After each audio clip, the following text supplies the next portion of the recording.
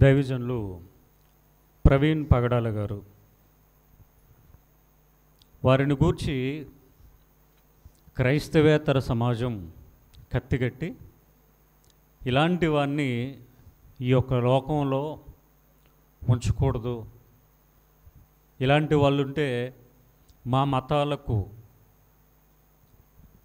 అడ్డు ఏర్పడుతుంది, మా మత విశ్వాసాలు దెబ్బతింటాయి, మా మతానికి మనుగడ ఉండదు అనుకుంటూ వారు వేసినటువంటి ఒక భయంకరమైన పన్నాగమే ప్రవీణ్ పగడాల గారి యొక్క మరణం. అతి కిరాతకంగా చంపి దానిని యాక్సిడెంట్గా క్రియేట్ చేయడానికి ఓ సీన్ క్రియేట్ చేసి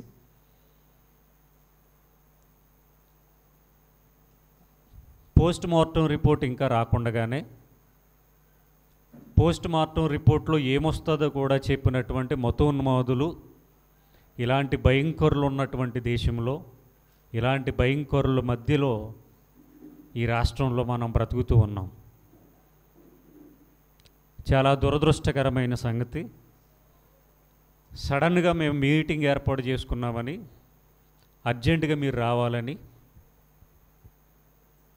మీకోసం మేము ఎదురు చూస్తున్నామని ఆయనకు ఫోన్ చేసి హడావిడిగా విజయవాడ రప్పించి విజయవాడ వరకు ఆయన బుల్లెట్ మీద వస్తే విజయవాడ వచ్చిన తర్వాత సుమారుగా సాయంకాలం 5:30 తర్వాత ఆయనను కిడ్నాప్ చేసి అతి కిరాతకంగా ఆయన మీద దాడి చేసి ఆయన బుల్లెట్ బండి, ఆయన హెల్మెట్, ఆయన డ్రెస్సు ఇంకో రౌడీగాడికి తొడిగించి విజయవాడ నుండి దగ్గరగా రాజమండ్రి కొవ్వూరు టోల్ ప్లాజా దాటేంత వరకు కూడా ఒక నాటకాన్ని క్రియేట్ చేసి ఆ నాటకంలో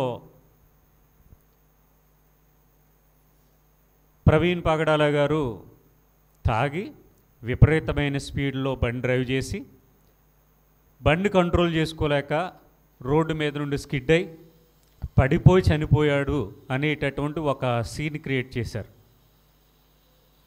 రాత్రి వరకు ఉన్నటువంటి అప్డేట్స్, సీసీటీవీ ఫుటేజ్లు ఇవన్నీ గమనించినప్పుడు విజయవాడలో సుమారుగా సోమవారం ఉదయం 11:30కి బయలుదేరినటువంటి ఆయన హైదరాబాదులో అక్కడ నుండి విజయవాడ సాయంకాలానికి వారు చేరుకున్నారు.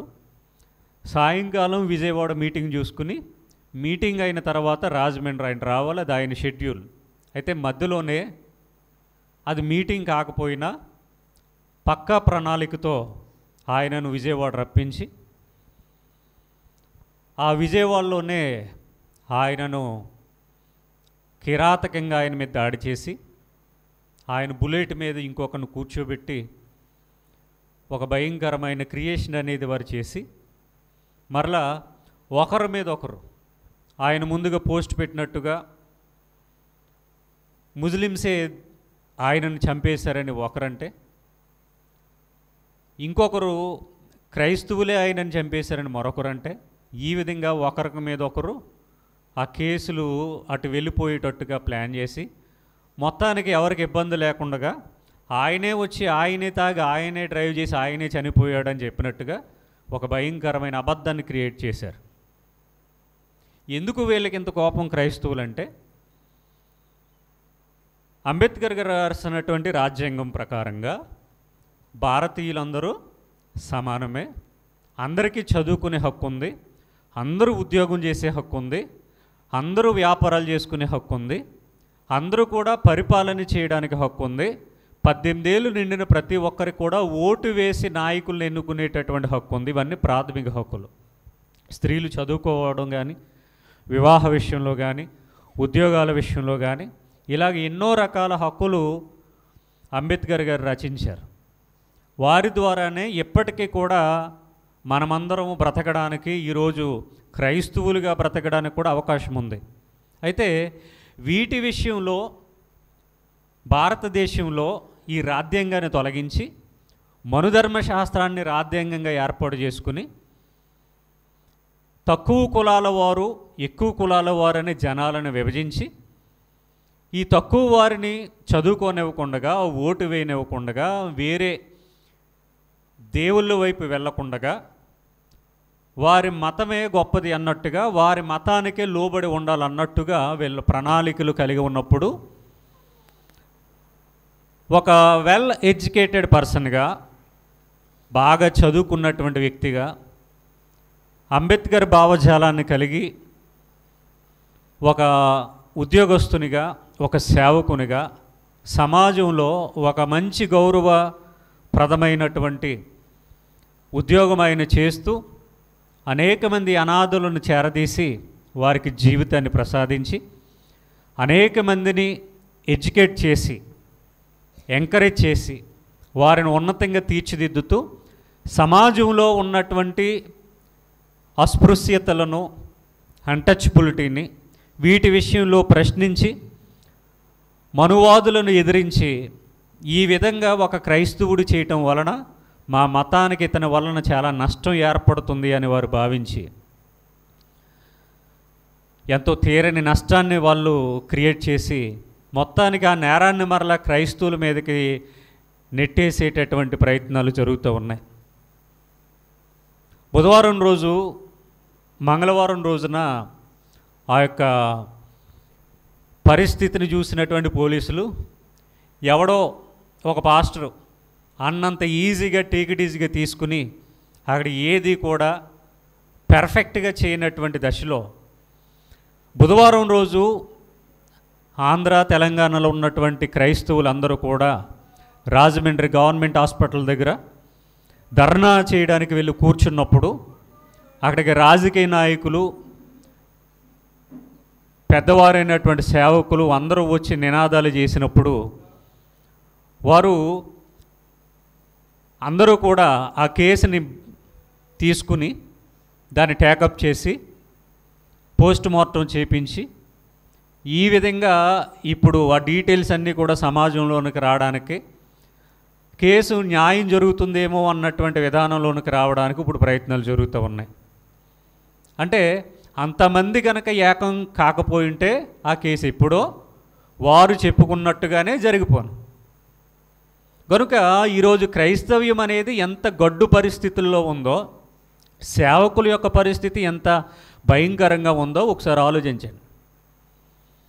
అంటే సేవకుడు ఏదైనా ఒక వాక్యాన్ని చెప్పినప్పుడు అది మా మేలు కోరే, మా మంచు కోరే అని తీసుకోవడం మానేసి కక్షలు తీర్చుకోవాలనుకునేటటువంటి మనుషుల మధ్యలో ఈరోజు సేవకుల యొక్క జీవితాలు ఉన్నాయి.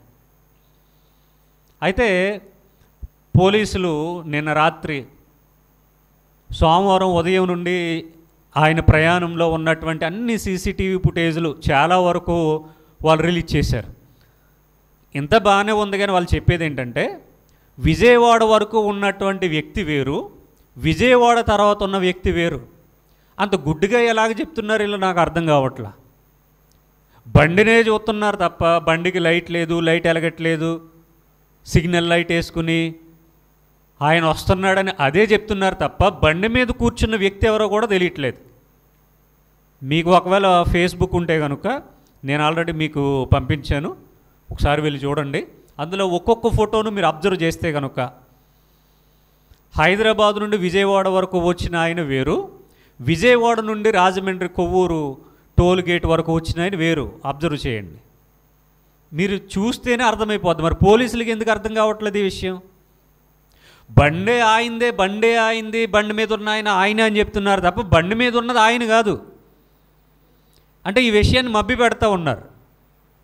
పోలీసులకు తెలియందేమి ఉండదు, డాక్టర్లకు తెలియందేమి ఉండదు. అది ఎలా జరిగిందో, ఎప్పుడు జరిగిందో, ఎన్ని గంటలకు జరిగిందో, అందులో పాత్రదారులు ఎవరో, సూత్రధారులు ఎవరో, వాళ్ళకి ఎవరెవరు ఫోన్ చేసి ఈ కేసు విషయంలో వాళ్ళని ఇబ్బంది పెడుతున్నారు అన్నీ వాళ్ళకి తెలుసు, కానీ చెప్పరంతే.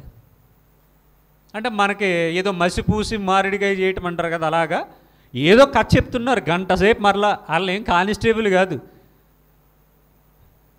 సిఐలు, ఎస్ఐలు, డీజీపీలు, ఐజీలు, అంటే ఉన్నతాధికారులు మొత్తానికి. చంద్రబాబు నాయుడు గారు కూడా ఈ కేసు విషయంలో ఒక కమిటీ వేసి వాళ్ళకి అప్పగించారు. మరి ఇంతలాగా జరుగుతూ ఉన్నా ఇంకా నాన్చుడు కార్యక్రమాలు ఏంటి? అసలు బండి మీద ఉన్నది ఎవరో చెప్పాలిగా. అంటే ఆయన విజయవాడలో వాళ్ళు కిడ్నాప్ చేసిన తర్వాత ఆయన బట్టలు వేరే ఒకడికి వేసి, ఆ తాగుబోతు రౌడీగాడికి వేసి అని పంపించారు. వీళ్ళు చేయాల్సింది వీళ్ళు చేస్తున్నారు. భయంకరమైన మరణాన్ని ఆ దైవజనుడు చూశాడు. ఆ విషయాలన్నీ నేను ఆల్రెడీ మాట్లాడాను, వీడియో ఉంది, వీడియో మీకు పెట్టాను, చూసే ఉంటారు అది ఎలా జరిగింది ఆ విషయాలన్నీ కూడా. కనుక నమ్ముకుంటే ఏదో నామకార్థ వేషధారణ క్రైస్తవుల్లాగా దేవుని నమ్ముకోవద్దు. చావో రేవో తేల్చుకోవడానికే దేవుని నమ్మాలి. ఇదే విషయాన్ని నేను డిసెంబర్ 31వ తారీఖు రాత్రి కూడా చెప్పేశాను. సేవకుని కోసం దేవుని నమ్ముకోవద్దు, మీ ఇంట్లో అమ్మా నాన్న కోసం మీరు నమ్ముకోవద్దు, లేకపోతే మన బంధువులు ఎవరో దేవుని నమ్ముకున్నారని నమ్ముకోవద్దు. మీకోసమే నమ్ముకోండి. బ్రతుకుట క్రీస్తే, చావు అయితే లాభం. నా వాట్సాప్లో కూడా అదే రాసుకుంటా, అదే ఉంటుంది. బ్రతికితే దేవుని కోసం బ్రతకాలి, చచ్చిపోతే ఆయన కోసమే చచ్చిపోవాలి. ఎలాగో చచ్చిపోతాం. ఒకవేళ వాళ్ళు చంపకపోయినా, ఈ కరోనా లాంటి రోగాలు వచ్చినా, లేకపోతే ఈ ప్రయాణంలో ఉన్నప్పుడో, ఇప్పుడున్నటువంటి అనారోగ్య పరిస్థితులను బట్టి ఎలాగో పోతాం. మనమేం శాశ్వతం కాదు భూమి మీద. ఎవరో వచ్చి చంపేస్తారేమన్న భయంతో నిజమైన దేవుణ్ణి వదిలిపెట్టే ప్రసక్తే లేదు ఎవరికైనా. అంత గుండె ధైర్యంతోనే మీరు దేవుని నమ్ముకోవాలి. రాబోయే రోజులు ఇంకా క్రిటికల్గా ఉంటాయి, నేను చెప్తూనే ఉంటా, ఇంకా క్రిటికల్గానే ఉంటాయి. మీకు రేషన్ బియ్యం కట్ చేస్తారు, నమ్ముకుంటారు దేవుణ్ణి. మీ పిల్లలకి చదువుకోవడానికి సీట్లు ఉండవు, నమ్ముకుంటారు దేవుణ్ణి. మీరు ఎక్కడ పని చేయడానికి పని ఎవరును, గవర్నమెంట్ ఉద్యోగాలు ఉండవు, నమ్ముకుంటారు దేవుణ్ణి. ఇలాగ కూర్చుంటే పోలీసులు వచ్చి కొట్టి స్టేషన్కి తీసుకెళ్తారు, నమ్ముకుంటారు దేవుణ్ణి. చెప్పగలరా ధైర్యంగా నేను నమ్ముకుంటానండి, ఒకవేళ చంపేస్తే వాళ్ళ చేతిలోని చచ్చిపోతాను, దేవుణ్ణి మాత్రం విడిచిపెట్టను అనేటటువంటి ధైర్యం ఎవరికైనా ఉందా? అలా ఉంటేనే నమ్ముకోవాలి దేవుణ్ణి, లేకపోతే వదిలేసేయండి. ఎందుకు ప్రాణం మీదకి తెచ్చుకోవడం? ప్రాణం మీదకి తెచ్చుకోవడం ఎందుకు? బ్రతికినన్నాళ్ళు హ్యాపీగా బ్రతికేసి చచ్చిపోయి హ్యాపీగా నరకానికి వెళ్ళిపోవడమే. ఎవరు ఏం చేయలేరు. ఇక ఎవరి ప్రాణాలకు వాళ్ళు ఉత్తరవాదులు, ఎవరి భక్తి వాళ్ళదే, ఎవరి జీవితం వాళ్ళదే. కనుక భారతదేశ పరిస్థితి బాలేదు. రోజు రోజుకి ఆంధ్ర కూడా మరో ఉత్తరప్రదేశ్ లాగా, మరో బీహార్ లాగా, మరో మణిపూర్ లాగా మారబోతుంది. ఎక్కడో వినేవాళ్ళం ఎప్పుడో క్రైస్తవుల మీద దాడులు అని, అది మన వరకు కూడా వచ్చాయి. ఆ విషయాలు కూడా నేను సర్వ సృష్టికి సువార్త అనే ఆ విషయాలు మాట్లాడినప్పుడు అందులో కూడా మాట్లాడాను. ఎందుకు అంటే ఈరోజు పరిస్థితులు బాగాలేదు. అసలు మన వరకు రాలేదు కదా అని ఎప్పుడు అనుకోవద్దు. మన ఇంటి పక్క వరకు వచ్చింది మన వరకు రాదని అనుకోవడం చాలా పొరపాటు. కరోనా గురించి కూడా చెప్పా, కొత్తపేట వరకు వచ్చింది మన వరకు రాదనుకోవద్దు, అమలాపురం వరకు వచ్చింది మన వరకు రాదనుకోవద్దు, మనకు కూడా వస్తుందని. సేమ్ మరలా చెప్తున్నా, రాజమండ్రి వరకు వచ్చినటువంటి మతోన్మాద మరణాలు ఇక్కడి వరకు రావా? 100% వస్తాయి. ఎదుర్కోవడానికి సిద్ధంగా ఉండాలి. మరి అమాయకంగా కూడా ఉండొద్దు. మన వాళ్ళకి తెలిసింది ఏంటంటే, కుడి చెంప మీద కొడితే ఎడం చెంప కూడా చూపించమన్నాడు కదా అంటారు. ప్రభు వారు ఎవరికి చెప్పారు, ఎప్పుడు చెప్పారు, ఎలా చూపించాలి, ఎవరు చూపించాలనేది కూడా ఆలోచించాలి. కొడితే కొట్టించేసుకోమన్నాడా, తిడితే తిట్టించేసుకోమన్నాడా, ఏం చేయమన్నాడు? అసలు ఆ విషయాలు ఎవరికి చెప్పాడు ఆయన? చెప్పినప్పుడు డైరెక్ట్గా వినినటువంటి వాళ్ళు ఎలా ఉన్నారు? ఈరోజు ఆ వాక్యం మనకు ఎలా అప్లై చేసుకోవాలో ఒకసారి ఆలోచించాలి. మీకు ఒక ఎగ్జాంపుల్ చెప్తా. ఆ మాటలు ఎవరితో చెప్పారు ప్రభువారు? మత్తయి సువార్త 5వ అధ్యాయం కొండ మీద ప్రసంగం ఎవరితో చెప్పారు? అవి శిష్యులతో చెప్పారు కదా. శిష్యులందరూ ఎవరు? ఏ దేశానికి సంబంధించిన వారు? ఏ గోత్రాలకు సంబంధించిన వారు? నోరులు ఉన్నాయి మీకు? ఉంటే మాట్లాడండి. శిష్యులందరూ ఎవరికి సంబంధించిన వాళ్ళు? భారతదేశమా, పాకిస్తానా, ఆఫ్ఘనిస్తానా, అమెరికానా, ఇంగ్లాండా? ఏ దేశం వాళ్ళది చెప్పండి? ఎవరికి సంబంధించిన వాళ్ళు? యూదులు, ఇజ్రాయేలీలు. యూదులు, ఇజ్రాయేలీలు. అసలు సువార్త ప్రకటించింది వాళ్ళకే కదా. అక్కడ ప్రారంభం ఎక్కడ? వాళ్ళకే. తర్వాత సమరయులు, తర్వాత అన్యజనులు. ప్రారంభం మాత్రం ఎవరికి? యూదులకి, ఇజ్రాయేలీలకే. ఇజ్రాయేలీ ఇంటి వారు తప్పిపోయిన గొర్రెల యొద్దకే నేను పోవచ్చున్నాను, నేను మిమ్మల్ని పంపుతున్నానని శిష్యులతో చెప్పారు. అంటే ఆ వాక్యాలు డైరెక్ట్గా ఎవరికి చెప్పాడు ఆయన? ఇజ్రాయేల్ దేశంలో శిష్యులకి లేదా యూదులకి, ఇజ్రాయేలీలు 12 గోత్రాల వారికి చెప్పాడు ఆయన. ఇప్పుడు ఇజ్రాయేల్ దేశం ఎవడన్నా కొడితే కొట్టించుకునేలా ఉందా? ఎలా ఉంది ఇజ్రాయేల్ దేశం ఇప్పుడు? ఒకడొక బాంబు వేసాడు అనుకోండి, మొత్తం ప్రపంచ పటంలో ఆ దేశమే లేకుండా చేసే అంత టెక్నాలజీ, ఆయుధాలు కలిగినటువంటి దేశం, చిన్న దేశం, 1 కోటి మంది కూడా లేనటువంటి దేశం ప్రపంచాన్ని గడగడలాడిస్తుంది ఇజ్రాయేల్ దేశం. మరి వాళ్ళకేగా చెప్పాడైనా కొట్టించుకోవచ్చు కదా, వాళ్ళు కొట్టించుకోవచ్చు కదా. మరి ఎందుకు చంపుతూ ఉన్నారు?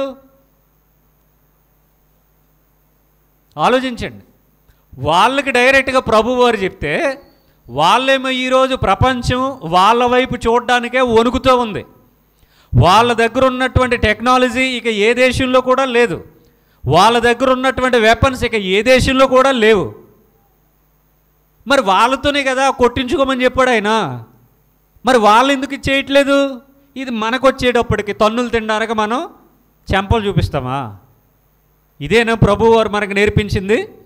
కొడితే కొట్టించేసుకోండి, తిడితే పడండి, తన్నులు తినండి, ప్రాణాలు పోగొట్టుకోండి అని నేర్పించాడా? కాబట్టి ఎలా ఉండాలో, మతోన్మాదులకు ఎలాగ బుద్ధి చెప్పాలో, ఎవరిని ఏం చేయాలనేది మీరు ఆలోచించండి. కనుక బైబిల్లో వ్రాసినటువంటి ప్రతి వాక్యము దేవుడు నా కోసమే రాయించేశాడు అనుకోవడం చాలా పొరపాటు. అసలు నీకు బైబిల్కి సంబంధం లేదు. ఇలా చెప్తే కొంతమందికి నొప్పి వచ్చి కామెంట్లు పెడుతున్నారు, అరే మీకు బైబిల్కి సంబంధం లేదు. మళ్ళీ చెప్తున్నా, భారతదేశంలో అన్యజనాంగంగా ఉన్నటువంటి నీకు బైబిల్కి సంబంధం లేదు. నువ్వు ఇప్పుడు క్రైస్తవుడిగా మారో, ఇప్పుడు క్రైస్తవుడిగా మారో, అందులో ఉన్నటువంటి వాక్యాలు ఏవైతే నిన్ను పరలోకం చేరుస్తాయో వాటిని తీసుకో, అంతే. ప్రతిదీ నీకోసమని ఎప్పుడు నువ్వు ఆలోచించుకో. ప్రతిదీ నీకోసం అనుకుంటే మొట్టమొదటిగా నరకానికి వెళ్ళిపోయేది నువ్వే. కనుక కామెంట్లు పెట్టేవారు కూడా కొంచెం జాగ్రత్తగా పెట్టండి. కామెంట్ పెట్టే ముందు ప్రభు వారు చెప్పింది వాళ్ళు ఎందుకు చేయట్లేదు, ఏంటి ఆ సందర్భాలు, సంగతులని ఆలోచించి మరి కామెంట్ పెట్టండి. కనుక బైబిల్లో వ్రాసినటువంటి ప్రతి వాక్యం నా కోసమని ఎప్పుడు అనుకోవద్దు. అందులోనూ భారతదేశంలో ఉన్నటువంటి అన్ని జనాంగం డైరెక్ట్గా అప్లై చేసుకోవడానికి అసలే వీల్లేదు. కనుక చాలా జాగ్రత్తగా వాక్యం విషయంలో అవగాహన కలిగి ఉండాలి. అందుకనే పాముల వలె వివేకం కలిగి ఉండమని చెప్పింది. అందుకనే వివేకం ఉండాలట. వివేకం లేకపోతే జీవితాలు ఉండవు. ఇక వివేకం కలిగి లేకపోతే జీవితాలు ఉండవు. కనుక చాలా జాగ్రత్తగా వాక్యం విషయంలో ఉండాలని, సేవకుల విషయంలో, సత్యాన్ని ప్రకటించే వారి విషయంలో, మనం వింటున్నటువంటి వాక్య విషయంలో, మన యొక్క బ్రతుకుల విషయంలో వాక్యాన్ని ఏ విధంగా మనం అప్లై చేసుకోవాలి అనేటటువంటి విషయంలో చాలా జాగ్రత్త పడాలని కోరుతూ, జరుగుతూ ఉన్నటువంటి సంగతులు అది ఒకటితో ఆగో. దేనికైనా ప్రారంభం ఒకటే. ఒక్కటి అవ్వకముందే జాగ్రత్త పడాలి. ఒకటి అయిన తర్వాత ఎన్ని జాగ్రత్తలు పడినా తర్వాత 2, 3, 4 అనేది అలాగ పెరుగుతూనే ఉంటుంది. మణిపూర్లో అల్లకొల్లాలను సృష్టించినప్పుడే భారతదేశంలో ఉన్నటువంటి నామకార్థ క్రైస్తవులు ఎవరికి ఓటు వేయాలో తేల్చుకోవాలి. ఎవరికి వేయాలి ఓటు వాళ్ళు తేల్చుకోవాలి. కానీ ఏం చేశారు? కాసే చెట్టుకే రాళ్ళ దెబ్బలు అన్నట్టుగా ఎవడైతే మనల్ని బాగా తొక్కుతాడో కిందేసి వాళ్ళే కదా కావాలి సమాజానికి. బరబ్బ కావాలా, యేసు కావాలా అన్నాడు ఆయన రాజు. జనాలకు ఎవరు కావాలి? బరబ్బయే కావాలి. ఈరోజు పనికి మాలిన క్రైస్తవులు కొందరు దిక్కుమాలిన రాజకీయ పార్టీలకు సపోర్ట్గా నిలబడ్డారంటే వీళ్ళు ఏం చేయాలి? ఎలక్షన్ రిజల్ట్ వచ్చినప్పుడు చూడాలి వీళ్ళ వాట్సాప్లో వీళ్ళ స్టేటస్లు. అంటే ఇంత కఠినాత్ములు, ఇంత క్రూరులుగా ఉన్నారా? ఆశ్చర్యం అనిపించింది. ఎలక్షన్ రిజల్ట్ వచ్చినప్పుడు వీళ్ళ వాట్సాప్లో డీపీలు కానీ, వీళ్ళ వాట్సాప్లో స్టేటస్లు కానీ, మళ్ళీ ఎదుటివారికి వీరిచ్చే కౌంటర్లు కానీ, అబ్బాబా ఎంత బాగున్నారంటే, అంటే సమస్య వీళ్ళ వరకు రాలేదుగా. ఎందుకంటే వీళ్ళు అసలు చర్చికే రారు, ప్రార్థన భక్తి జీవితాలు ఉండవు, దేవుని కోసం కష్టపడరు, దేవుని కోసం పని చేయరు, దేవుని కోసం నిలవబడరు. కాబట్టి వీళ్ళ వరకు సమస్యలు లేవు. కాబట్టి వీళ్ళు ఏ దిక్కుమాలినోడికైనా సపోర్ట్ చేస్తారు. కానీ ఆ మణిపూర్లో సేవకులను చంపినప్పుడే, క్రైస్తవ స్త్రీలను వ్యవస్థలను చేసి రోడ్డు మీద ఊరేగించినప్పుడే భారతదేశంలో ఉన్నటువంటి క్రైస్తవులందరూ ఏకమైతే, ఆ హత్యల తర్వాత ఇప్పటి వరకు హత్యలు, ఇలాంటి భయంకరమైన పరిస్థితులు వచ్చేవా? చట్టాలు ఎంత కట్టుదిట్టం చేద్దురు? చట్టాలు ఉన్నాయా? ఉన్నాయని చెప్తే ఉన్నారు. ఎక్కడ ఇంప్లిమెంటేషన్ ఉంది? క్రైస్తవుల మీద దాడి జరిగితే ఇదిగో ఈ నెంబర్కి చేయండి, పనిచేసి చేస్తుందా నెంబరు? ఎవడన్నా లిఫ్ట్ చేస్తాడా? ఎవడన్నా చెబితే దాన్ని తీసుకుని ముందుకు వస్తారా? యానంలో సువార్త ప్రకటించినప్పుడు గొడవ జరిగితే ఒక పాస్టర్ ఆడినటువంటి డ్రామా ఉందండి, మామూలు డ్రామా ఆడలేదాడు.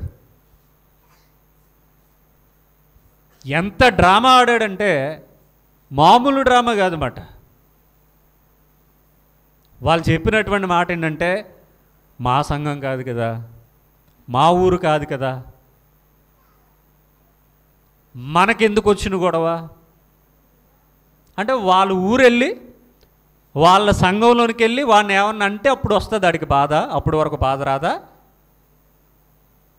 ఒకే యేసుక్రీస్తు వారి యొక్క రక్తంలో కడగబడి సహోదరులుగా సంఘముగా ఉన్న తర్వాత మరలా డినామినేషన్ ఏంటి, సంఘం ఏంటి, సేవకుడేంటి, విశ్వాసం ఏంటి, ఊరేంటి, ఇన్ని భేదాల మరలా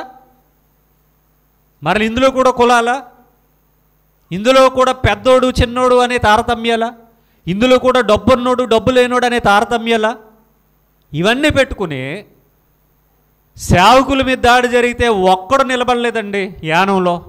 ఒక్కడు మమ్మల్ని రమ్మని చెప్పి ఉన్నామని చెప్పి వెళ్ళి ఫోన్ చేసిన తర్వాత మేము లేమని చెప్పారు. సరే మీరు వచ్చే వరకు ఉంటామంటే 3 రోజుల దాకా రానని చెప్పారు. అంత భయం ఏంటి అసలు మాట్లాడడానికి? అంటే దొంగలు ఉన్నారు ఈరోజు క్రైస్తవ్యంలో. మీరు అనుకోవచ్చు, ఎందుకంటే పాస్టర్ గారు ప్రతి వారం ఊరికే వాయిస్తాడు. ఉత్తనే కాదు, మిమ్మల్ని కూడా కాదు. అవి ఎవరికి వెళ్ళాలో ఎవరికి తగలాలో వాళ్ళకి తగులుతాయి. ఎందుకంటే అనేక మంది దొంగలు చూస్తారు ఈ వీడియోలు. ఈ నామకార్థ వేషధారణ కలిగినటువంటి వాళ్ళు, వీళ్ళున్నా ఒకటే, చచ్చిపోయినా ఒకటే. భూమికి భారం తగ్గుతుంది, దేవుని నామానికి అవమానం తగ్గుతుంది. అందుకని ఇంతలాగా మాట్లాడేది. వాళ్ళకి తెలుసు వాళ్ళకి వాక్యం రాదని, అబద్ధాలు చెబుతారని, దొంగలని, అబద్ధికులై ఉండి మరలా సేవకుల వేషంలో ఉన్నారని, వెలుగుదూత వేషాన్ని ధరించుకుని ఈరోజు సేవకు వచ్చి సంఘాలను పాడు చేస్తున్నారన్న సంగతి వాళ్ళకి తెలుసు.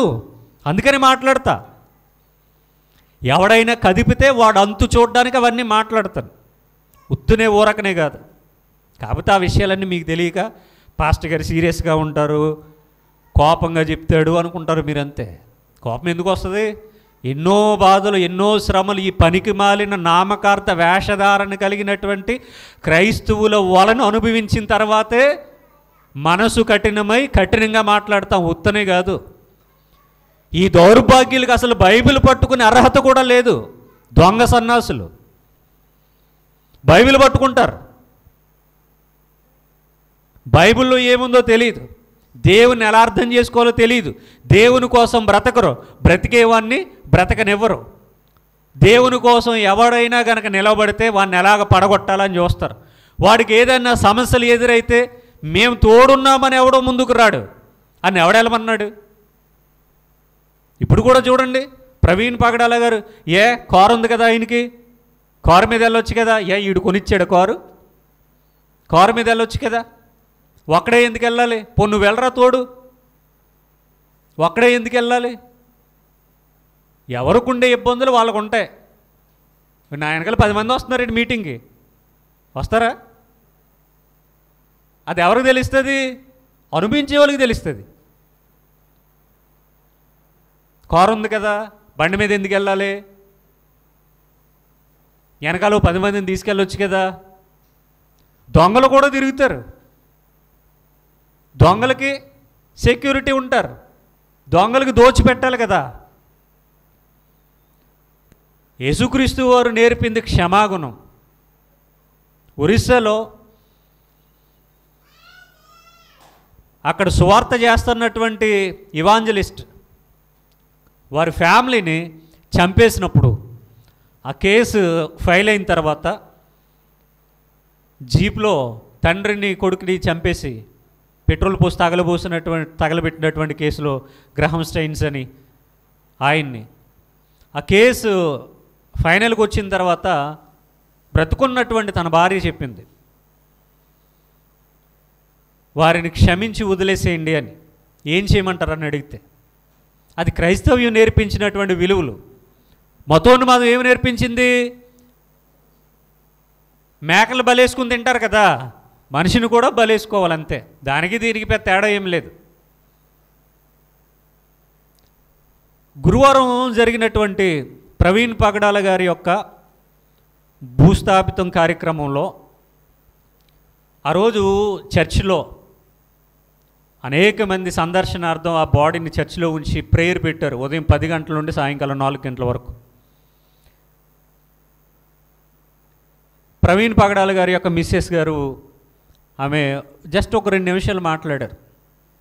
నా భర్త చాలా మంచివారు, ఆయనను చంపిన వారిని కూడా క్షమించేంత గొప్ప మనసున్న వ్యక్తి, కాబట్టి ఆయన మీద ఎవరైతే దాడి చేసి ఉన్నారో వారిని మేము కూడా క్షమిస్తాం అని ఆమె ఇచ్చినటువంటి స్టేట్మెంట్కి భారతదేశమంతా చప్పట్లు కొట్టి ఆమెను ఘనపరచడం మానేసి మతోన్మాదులైనటువంటి సన్నాసి యాదవులో ఏమని కామెంట్లు పెడుతున్నారో తెలుసా? వాళ్ళ ఆయన చనిపోతే మైకు పట్టుకుని ప్రసంగం చెప్తుందా?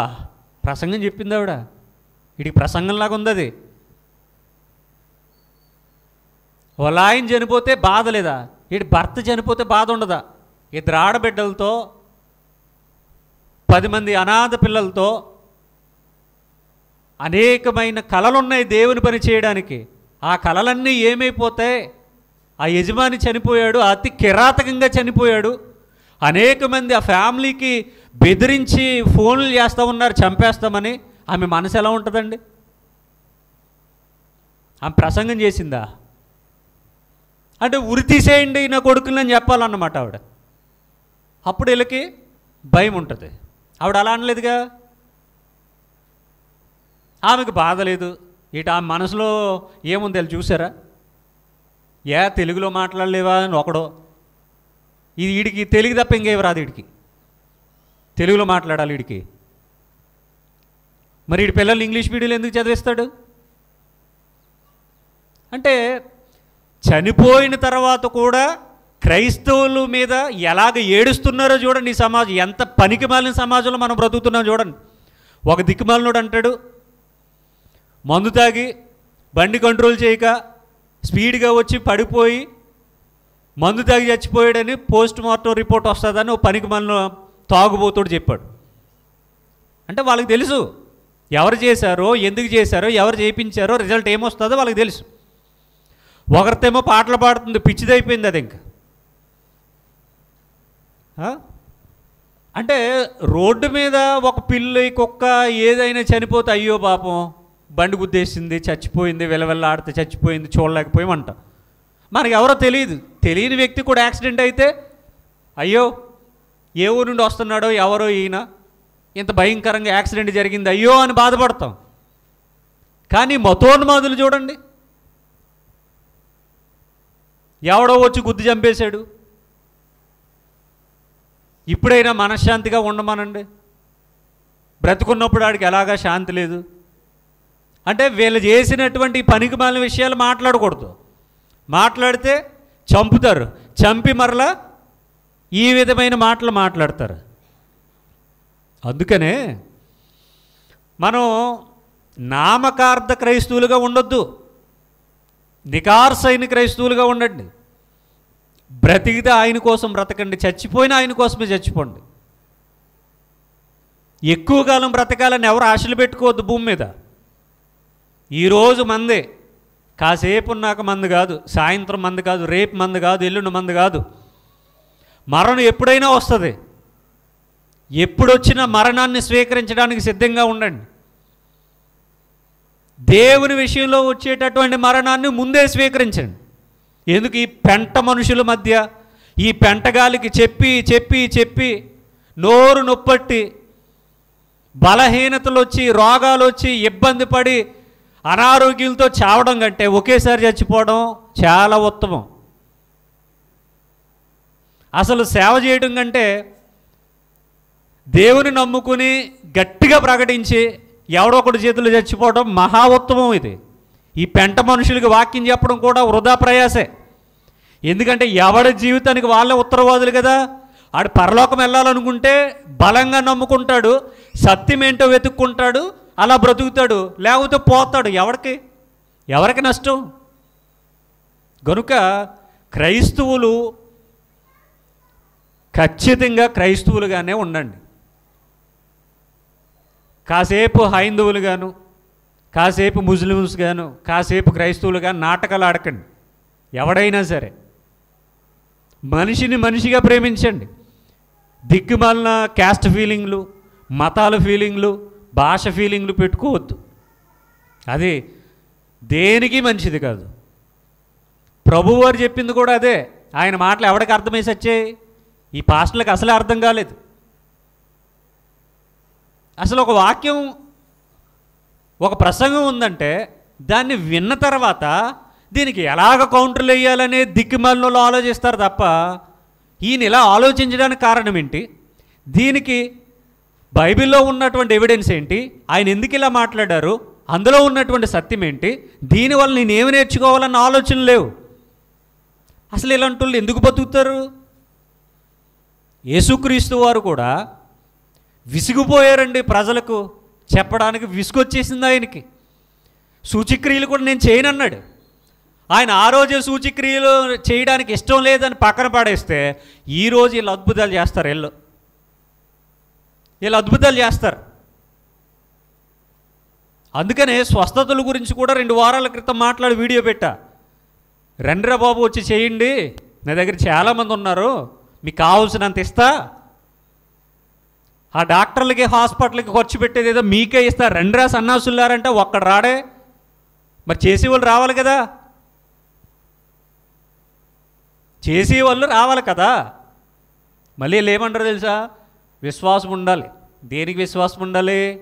దేవుడు ఆ సూచక్రియలు అద్భుతం జరగాలంటే విశ్వాసం ఉండాలి. విశ్వాసం ఉండాలా? చచ్చిపోయిన శవాన్ని బతికించాడు ప్రభు వెళ్ళి. శవానికి విశ్వాసం ఉంటుందా? శవానికి విశ్వాసం ఉంటుందా? మరి విశ్వాసం ఉండాలంటారేంటి?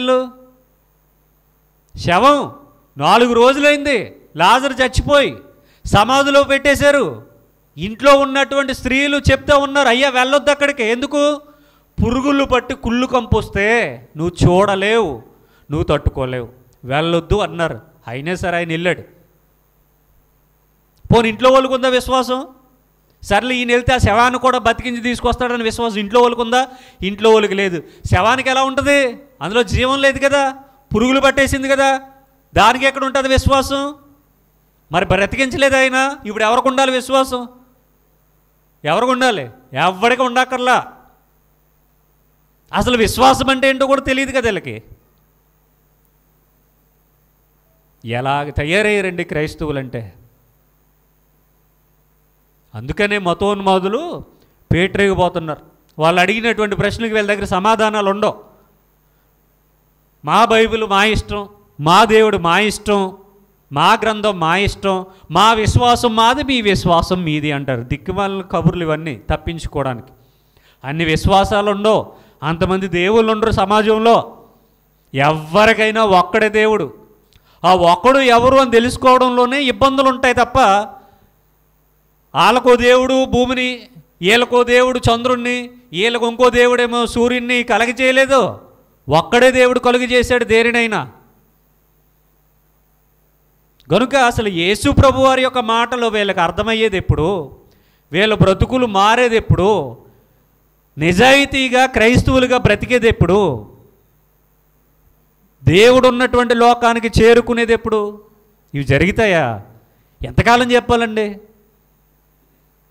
మనిషికో మాట అంటారు. ఎన్ని ప్రసంగాలు కావాలి మారడానికి? వేల ప్రసంగాలు కావాలా? వేల ప్రసంగాలు కావాలా? ఒక మాట చాలదా మారడానికి? ప్రభువారు మాట్లాడిన ఏ మాట కూడా ఎవరికీ అర్థం కాలేదండి. మత్తయి సువార్త 15వ అధ్యాయం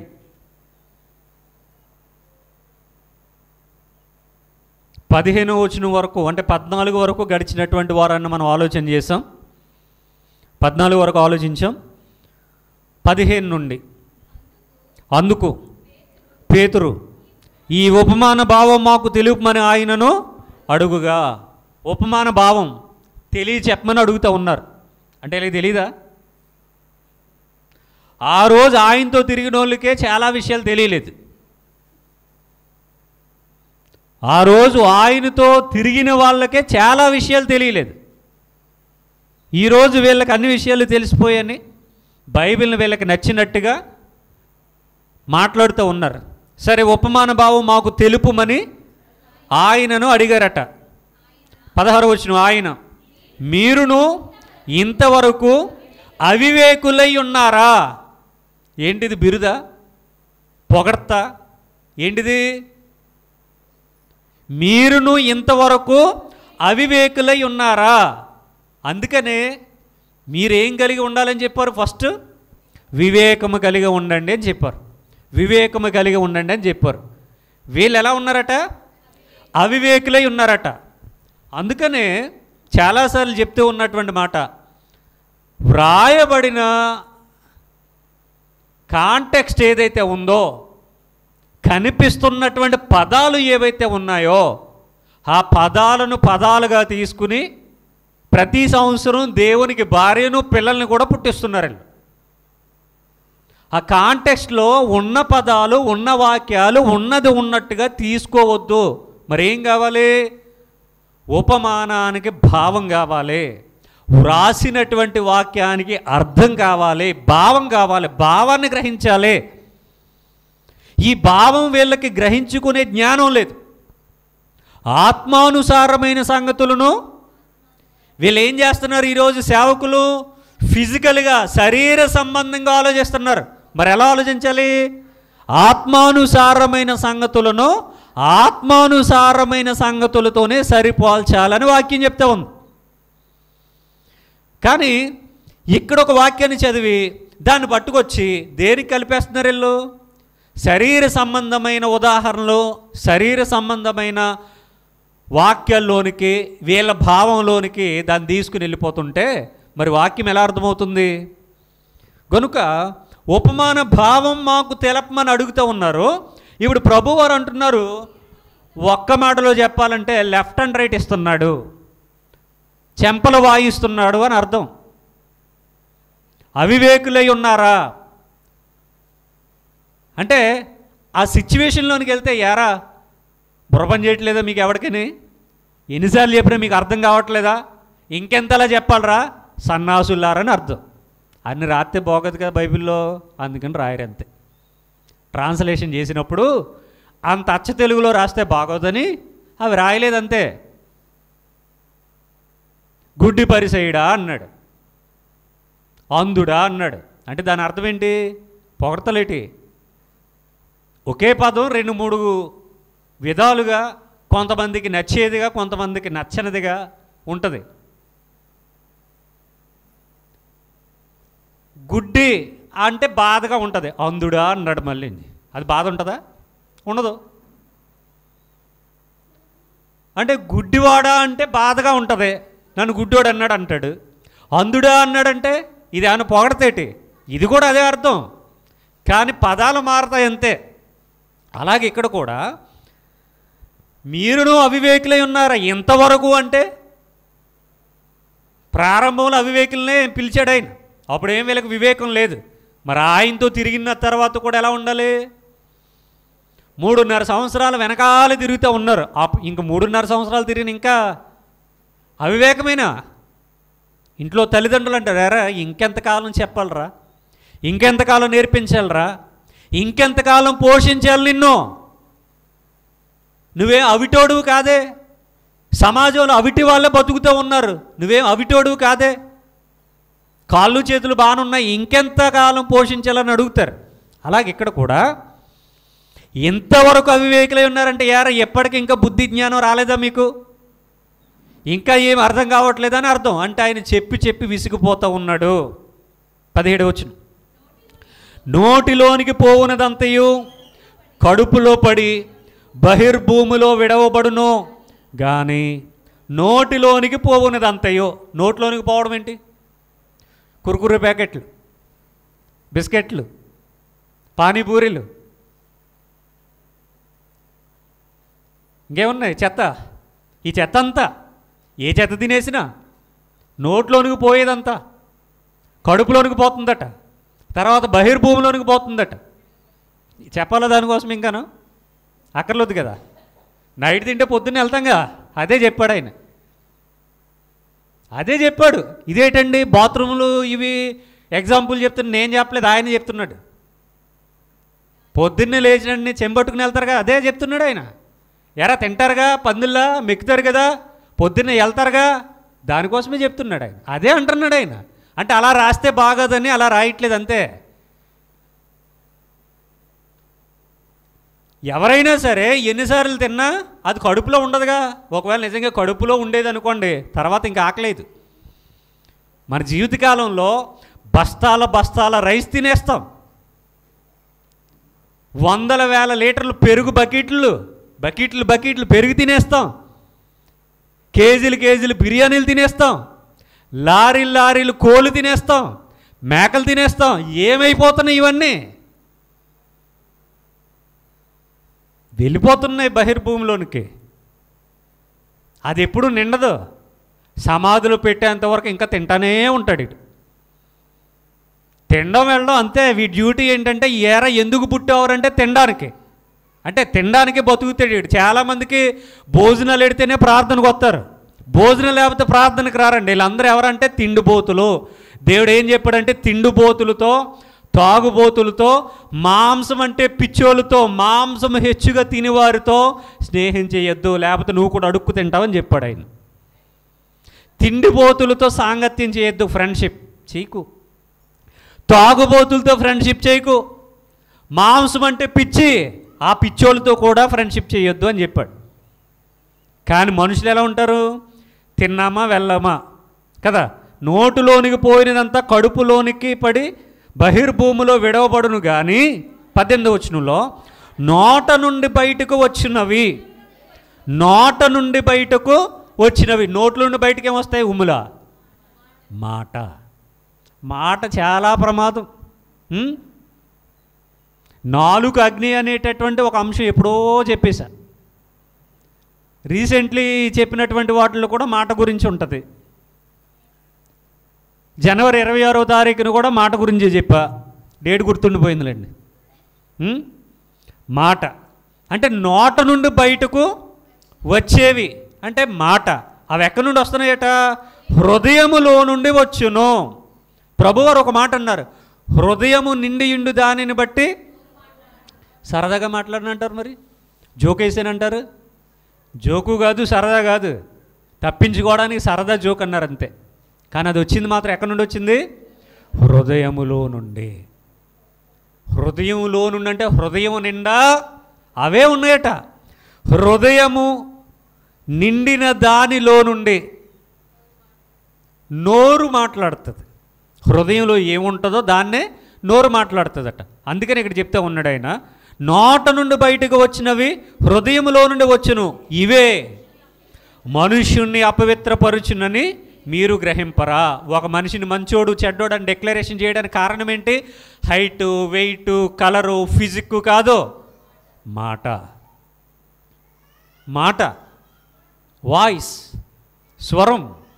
ఆయన మాటను బట్టి మంచోడని, ఆయన మాటను బట్టి చెడ్డోడని ఇట్టే డిక్లరేషన్ చేస్తాం మనం.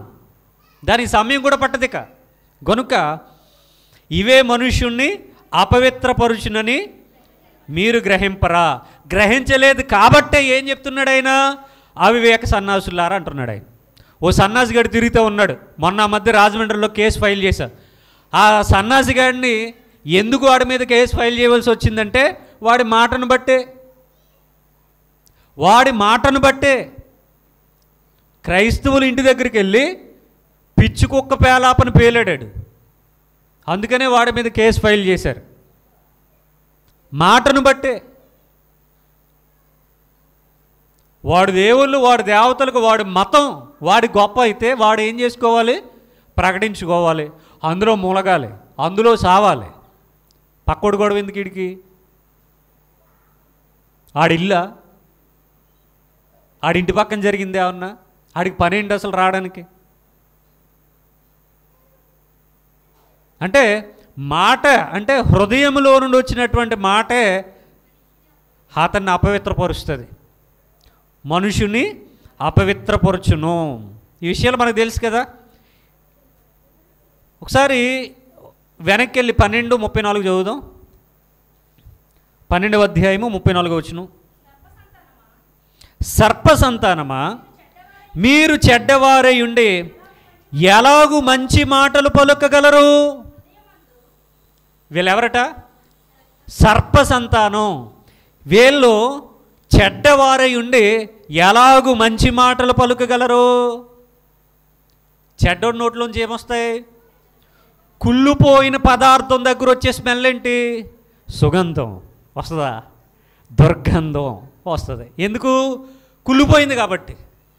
కుళ్ళిపోయిన దగ్గర కుళ్ళు వాసనే వస్తుంది, మంచి పదార్థాల దగ్గర మంచి వాసన వస్తుంది. మీరు చెడ్డవారై ఉండి, ఎందుకు చెడ్డవారెళ్ళు? సర్ప సంతానం.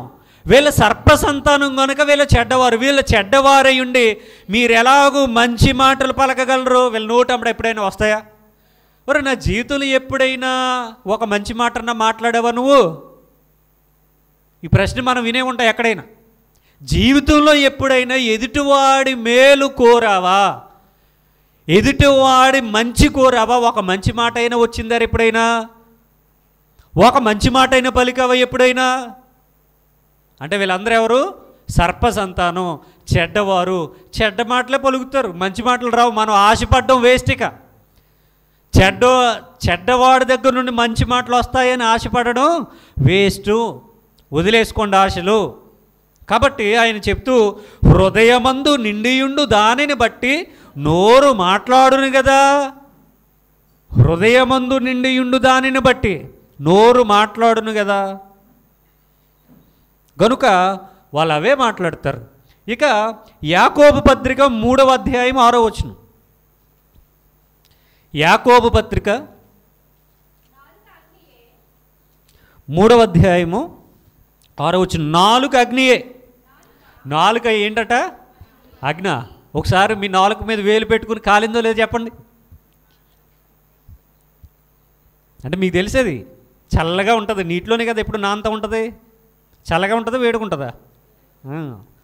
కూల్గా ఉంటుంది. కానీ హాట్ మాటలన్నీ మాట్లాడుతుంది అది. ఎందుకు? అది ఎవరట? అగ్ని, ఫైర్. నాలుక అగ్నియే.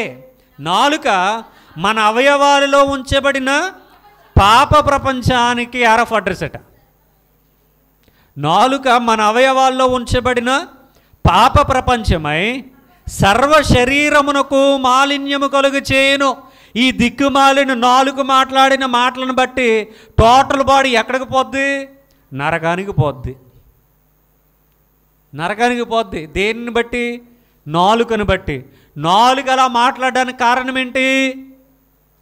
నోరును బట్టి. నోరు అలాగ అనడానికి కారణం ఏంటి? హృదయాన్ని బట్టి. ఒకదానికొకటి చైన్ లింక్ అంటారు దీన్ని. ఇక మన అవయవాల్లో ఉంచబడిన పాప ప్రపంచమై సర్వ శరీరమునకు మాలిన్యము కలుగ చేయుచు. నీ ఒక్కడితోనే ఆగట్లేదట ఇది. ప్రకృతి చక్రమునకు చిచ్చు పెట్టును.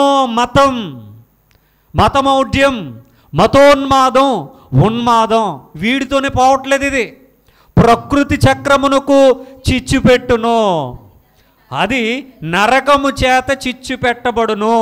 ఈ మతం ఈ మత ఉన్మాదం వీళ్ళు మాట్లాడేటటువంటి మాటలో వాడికి నాశనమే, సమాజానికి నాశనమే. ఈ నాశనానికి నాశనం ఎప్పుడు వస్తుందంటే దేవుడు నరకంలో వేసి కాల్చిన తర్వాత వీడికి నాశనం వస్తుంది. అప్పటి వరకు ఈ మత ఉన్మాదులు పేట్రేగిపోయి ఏది పడితే అది మాట్లాడుతూనే ఉంటారు, ఏది పడితే అది మాట్లాడుతూనే ఉంటారు. కాబట్టి మాట అనేది అంత ప్రమాదమట. నోట్లోనికి వెళ్ళేదా, నోటి నుండి వచ్చేదా? నోట పడినది కాదు, నోట నుండి వచ్చేది. నోట పడిందంటే మీకు ఏది ఇష్టమైతే తింటారు. ఏది డాక్టర్ గారు తినొద్దంటే అది మానేస్తారు. కొంతకాలం బ్రతకడానికి ఏది ఆరోగ్యదాయకం అవి తింటారు, ఏది అనారోగ్యం అది మానేస్తారు. ఏది తిన్నా రేపొద్దునికి అది కడుపులో ఉండదు, బయటకు పోవాల్సిందే. కానీ మాట ఉంది చూడండి, అది జీవితాలను నాశనం వైపు నడిపిస్తూ ఉంటుంది. ఈరోజు కుటుంబంలో భార్యాభర్తలు విడిపోవడానికి కారణం మాట కాదా? అన్నదమ్ములు విడిపోవడానికి కారణం మాట కాదా? స్నేహితులు విడిపోవడానికి కారణం మాట కాదా? బంధువుల మధ్య ఐక్యత లేకపోవడానికి కారణం మాట కాదా? అత్తగారికి కోడలికి పడకపోవడానికి కారణం మాట కాదా? తల్లికి కూతురికి పడకపోవడానికి కారణం మాట కాదా? మాటే. ఒక పాట కూడా ఉంటుంది, మాటే మంత్రం అని. దాన్ని పాటే మంత్రం అన్నారు. మళ్ళా మాట అయినా పాట అయినా ఒకే చోటు నుంచి రావాల్సిందే. అది మంత్రంగా పనిచేయాలి, మంచి కోసం వినియోగించాలి. చాలామంది అనుకుంటారు నా కోసం ఈయన ఎవరితో మాట్లాడారు. ఎందుకు మాట్లాడాలి అసలు? ఎందుకు మాట్లాడాలి? మన మాటలు కొద్దిగా ఉండాలట. సామెతల గ్రంథం చదివారా? విస్తారమైన మాటలలో దోషం ఉండక మానదు గనుక నువ్వు మనిషివి, ఆయన పైన ఉన్న దేవుడు ఆయన చూస్తున్నాడు నిన్ను. కాబట్టి నీ మాటలు ఎలా ఉండాలి? కొద్దిగా. ఎవరితో మాట్లాడాలి, ఎప్పుడు మాట్లాడాలి, ఎంతవరకు మాట్లాడాలి, ఏం మాట్లాడాలి, ఎలా మాట్లాడాలి, అంతే. ఒక లిమిటేషన్ ఉంది మాట్లాడడానికి. పూర్వమంటూ మాట్లాడకూడదు, ఎవరితో పడితే వాళ్ళతో మాట్లాడకూడదు, ఏది పడితే అది మాట్లాడకూడదు, ఎవరి కోసం పడితే వాళ్ళ కోసం కూడా మాట్లాడకూడదు. దానికంటూ లిమిటేషన్ ఉంది. నాకు మాటలు రాదు, అందరితోనూ మాట్లాడతా. కాకపోతే ఎంతవరకు మాట్లాడాలో ఎంత మాట్లాడాలో లిమిటేషన్స్ ఉంటాయి. సొలుగవులు చెప్పుకోకూడదు, పనికిరాని విషయాలు సంభాషణ చేయకూడదు, పనికిరాని వారి కోసం అంతకన్నా మాట్లాడకూడదు. అందరితోనూ మాట్లాడుతుంది. నాతో ఇప్పటి వరకు ఒకసారి కూడా పాస్టర్ గారు మాట్లాడలేదు అన్న వాళ్ళు చేయతండి. ఎవరో ఉండరు, అందరితోనూ మాట్లాడతా. కాకపోతే లిమిటేషన్ ఉంటుంది అంతే. హద్దులు మనమే పెట్టుకోవాలి. యోబు గారు అంటారు, నా కన్నులతో నేను నిబంధన చేసుకున్నాను అంటాడు. మీరు నాలుగుతో నిబంధన చేసుకోవాలి, నిబంధన చేసుకోవాలి. మన అవయవాలతో నిబంధన చేసుకోవాలి. దేవుని వాక్యానికి కట్టుబడి ఉండడానికి, దేవునికి ఇష్టలుగా బ్రతకడానికి. గనుక హృదయంలో నుండి బయటకు వచ్చేవే మనుషుని అపవిత్రం చేస్తాయట. హృదయంలో మాటతో పాటుగా వచ్చినటువంటి రిజల్ట్ ఎలా ఉంటుందో 19లో చెప్తున్నాడు, చూద్దాం. ఇంకా ఏమేమి వస్తాయంటే దురాలోచన వచ్చిన తర్వాత దురాలోచన, దుష్టిని ఆలోచన, చెడ్డ ఆలోచన వచ్చిన తర్వాత ఆలోచనకు కార్యరూపమే నరహత్య. ఒక దైవజనుని చంపేయాలి అనేటటువంటి దురాలోచనలు రాకపోతే ఆయన ఎందుకు చంపుతారు చెప్పండి? ఆలోచన మంచిదా చెడ్డదా? చెడ్డది. వస్తే జరిగిపోయినట్టేనా? ఇప్పుడు మీరు ఇక్కడ కూర్చొని నేను హైదరాబాద్ వెళ్తున్నాను అని అనుకున్నారు. ఇక్కడ కూర్చుని అనుకుంటే అయిపోయినట్టేనా? అవదో. ఈ ఆలోచనకి మీరేం చేయాలి? క్రియ జత చేయాలి. ఏంట క్రియ? హైదరాబాద్ వెళ్ళాలి, ఎందుకు వెళ్ళాలి, ఎంత ఖర్చు అవుద్ది, ఎవరి దగ్గరికి వెళ్ళాలి, ఎన్ని రోజులు ఉంటారు, ఇవన్నీ ఆలోచించుకుని లగేజ్ సర్దుకుని బయలుదేరతారు. ఎక్కడే కూర్చుని కుర్చీలో ఉండిగా హైదరాబాద్ అంటే ఎక్కడికి వెళ్ళరు? ఎక్కడే ఉంటారు. వెళ్తారా? ఎక్కడికి వెళ్ళరు. అంటే చదువుకోవాలి అనే ఆలోచన వచ్చిందనుకోండి, బాగా చదువుకోవాలనే ఆలోచన వచ్చిందనుకోండి, బాగా చదువుకుంటాడు, ఆడు పాస్ అవుతాడు. అంతే కదా. ఏదైనా ఆలోచన రావాలి. మీరు చర్చికి వెళ్ళాలి, దేవుని వాక్యం వినాలని ఆలోచన వచ్చిందనుకోండి, ఏం చేస్తారు? ఇంటి దగ్గర కాలు నిలబడదు, వచ్చేస్తారు. వెళ్ళకూడదు అనుకుంటే ఎవరు తీసుకొస్తాడు? మిమ్మల్ని ఎవడన్నా మోసుకొచ్చినా మళ్ళీ పరిగెట్టుకుని వెళ్ళిపోతారు. ఎందుకని? నాట్ ఇంట్రెస్టెడ్ కదా. అలా ఎంతమంది లేం మనం, ఉన్నది అందరూ వాళ్ళే. ఆదివారం ఏదో అలా చూపిస్తారు అంతే. మన దివ్యమంగళ రూపం చూసి ఆయన తరించిపోవాలి కాబట్టి ఆదివారం వచ్చేస్తారు. షోకేజీలో బొమ్మల్లాగా నైస్గా నీట్గా రెడీ అయిపోయి మరి వచ్చేస్తారు. మరి మిగిలిన టైంలో అప్పుడు దేవుడు చూడండి కదా. కనుక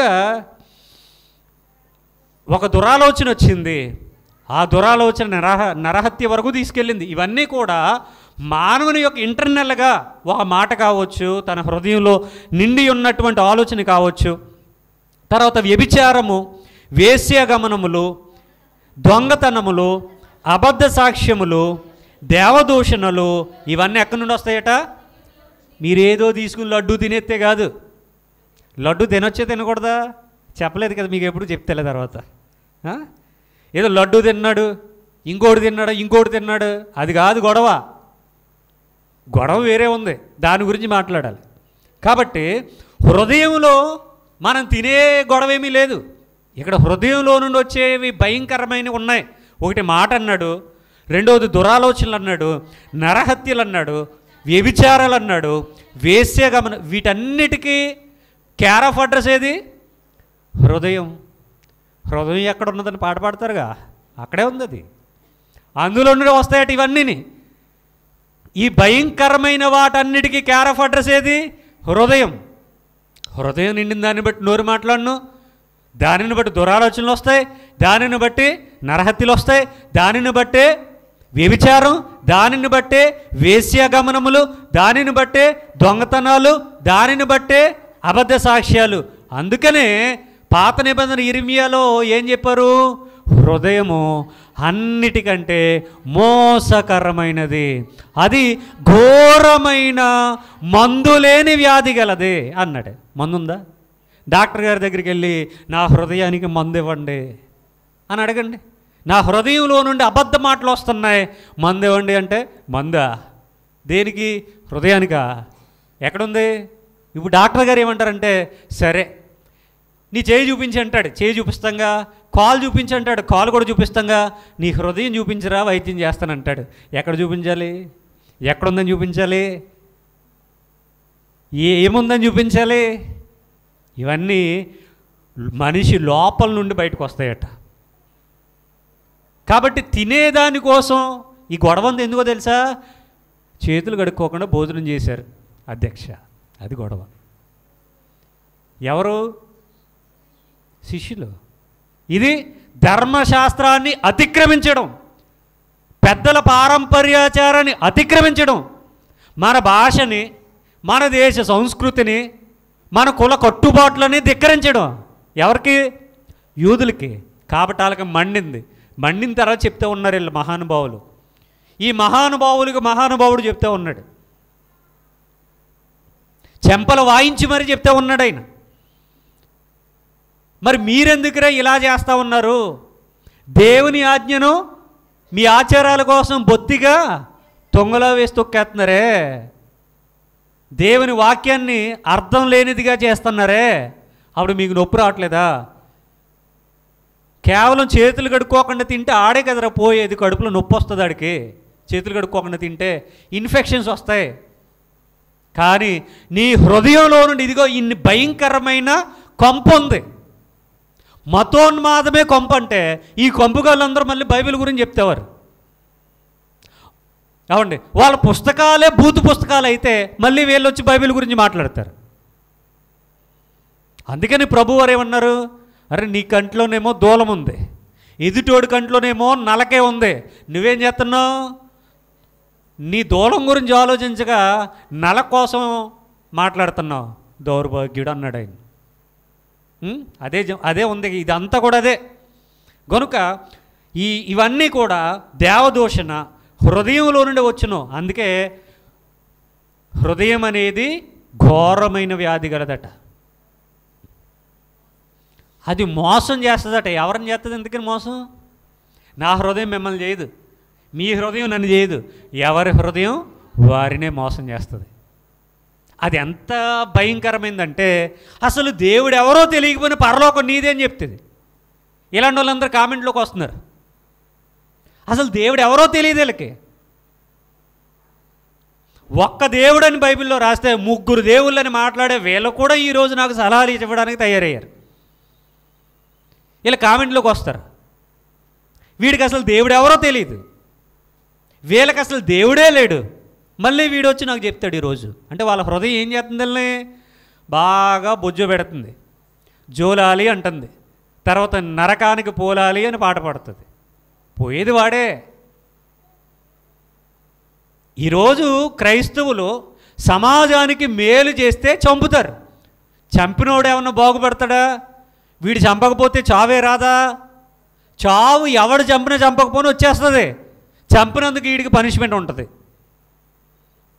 వీడు బాగుకోరి చెప్తే వీడు అపార్థం చేసుకుని కిరాయికి డబ్బులు తీసుకుని మరొచ్చి చంపితే పోయేది వీడే, డబ్బులు ఇచ్చినోడు పోయేది వీడే. చనిపోయిన వాళ్ళకి నష్టమేమీ లేదు.